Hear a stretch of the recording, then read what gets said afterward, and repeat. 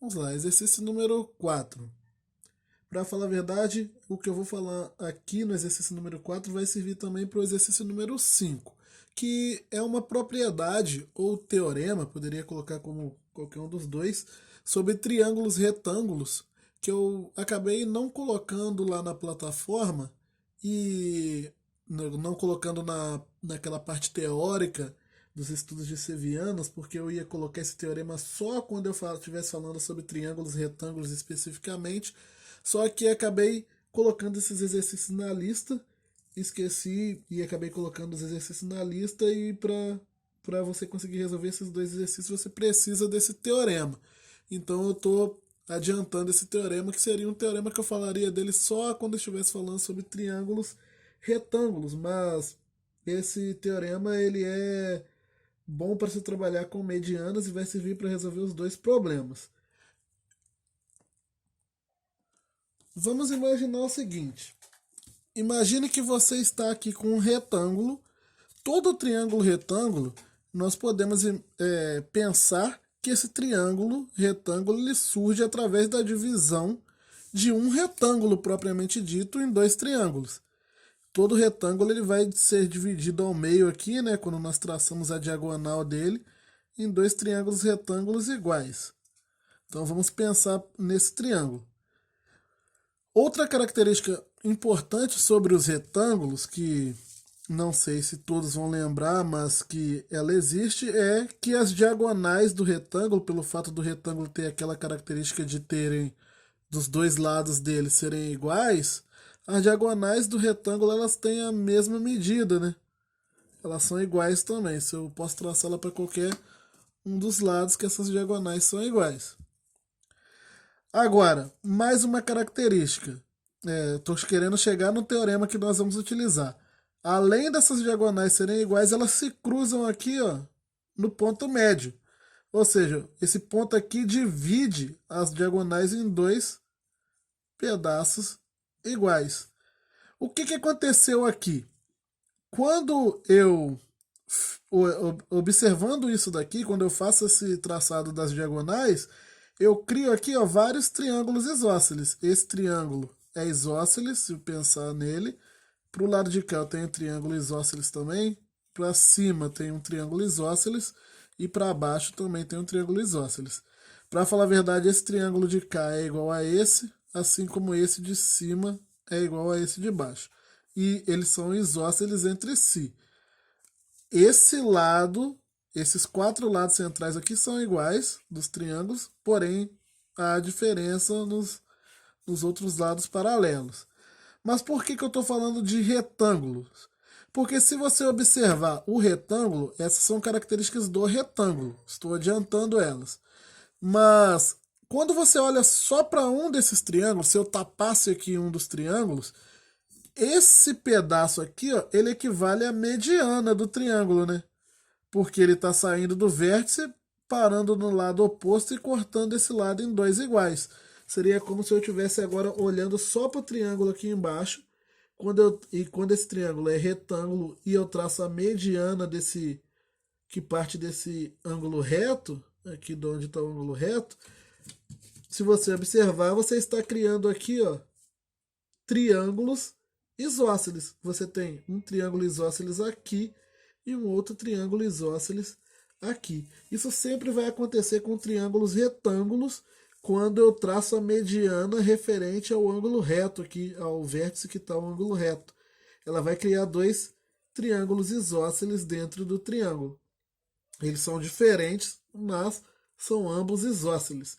Esse teorema que nós vamos utilizar dentro do exercício 4 e do exercício 5. Claro que para resolver esses exercícios eu não vou utilizar apenas esse teorema. Ele é mais um teorema que eu quero que vocês coloquem aí nas anotações de vocês. Depois eu posso fazer até um material específico sobre ele, mas como eu já vou falar dele mais para frente, quando estiver em triângulos retângulos, coloquem apenas como uma observação nesse momento aí, nas anotações de vocês. Então, nós temos agora na figura, M é o ponto médio do lado BC e CN é a bissetriz interna. Então, se M é o ponto médio do lado BC, quer dizer que AM é a mediana. E CN ele diz que é bissetriz interna. Aí ele pergunta o seguinte: qual a medida do ângulo alfa? Aqui nós vamos ter que trabalhar com várias coisas. A primeira delas é a seguinte. Vou trabalhar direto agora aqui com o fato do M ser o ponto médio e a questão da mediana. Se M é o ponto médio e a M aqui é a mediana, quer dizer, então, ó, que esses dois triângulos, esquece CN agora. Observe a figura como se ela tivesse, vou tentar redesenhar aqui, como se ela tivesse apenas o AM. Esse tipo de coisa é importante vocês saberem fazer nesse tipo de problema. Se a figura tiver com muita informação, estiver atrapalhando vocês enxergar, tente redesenhar apenas com a informação que você precisa. Então, eu tenho aqui o AM, esse triângulo aqui e esse são isósceles. Isso quer dizer que esse lado é igual a esse e também igual a esse. Lá a característica do teorema que eu falei. Só que se esse triângulo aqui é isósceles e esse ângulo é 40, quer dizer que por ser isósceles o outro ângulo também tem que ser 40, né? Triângulo isósceles vai ter também dois ângulos iguais e o outro ângulo maior ali diferente.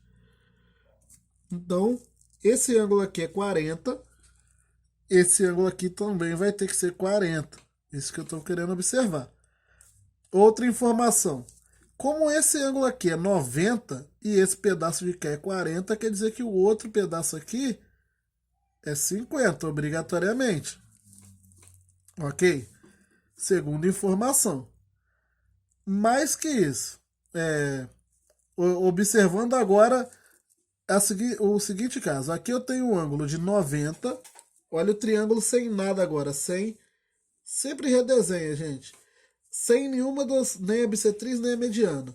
Ele teria 40 e 90. 40 mais 90, 130. Então esse ângulo aqui teria que ser 50 graus. Só que ele todo é 50 graus aqui. E esse CN é a bissetriz. Se CN é a bissetriz, quer dizer que esse pedaço vale 25 e esse vale 25. Agora sim eu posso chegar a algumas conclusões. Aqui é 25. Ó, observe o seguinte, esse ângulo aqui é 25. Vou traçar aqui, ó, para vocês verem, sem a mediana. Aqui tudo era 50. Esse pedaço aqui é 25. Desculpa, esse ângulo de cá é 25 para um lado e 25 para o outro. 25 mais 90, agora olha esse triângulo aqui. 25 mais 90 dá 115, isso quer dizer que esse ângulo aqui é 65. Só que na figura que eu estou aqui original, ó, eu estou trabalhando com esse triângulo aqui. Ou seja, esse triângulo aqui. Isso quer dizer que esse ângulo aqui é 65. Agora sim, eu consigo encontrar o ângulo alfa, que seria esse ângulo aqui. Ele é o ângulo interno desse triângulozinho aqui, ó. São vários triângulos, tá vendo como eu tenho que trabalhar com várias coisas? Esse triângulozinho pequeno aqui em cima tem o alfa dentro. Os três ângulos dele são 65, o alfa e o 40. A soma dos três tem que dar 180. Então o alfa é igual a 180 menos 105, que é o 65 mais 40. Logo, o alfa é igual a 75 graus. Esse é um exercício fácil? Não. Ele já não seria fácil pelo fato só das informações que tem dentro do problema e você ter que utilizar questões de bissetrizes, questões envolvendo mediano, mas ainda estaria realmente muito complicado de se fazer ele sem o teorema que eu falei, lembrar desse teorema que ele é comum em exercícios envolvendo sevianas quando estamos trabalhando com questões de graus, não com relação à medida dos lados das figuras, dos segmentos, mas sim de ângulos. Perdão, falei graus, mas era ângulos. Então, a indicação aqui para a informação mais importante desse exercício é esse teorema.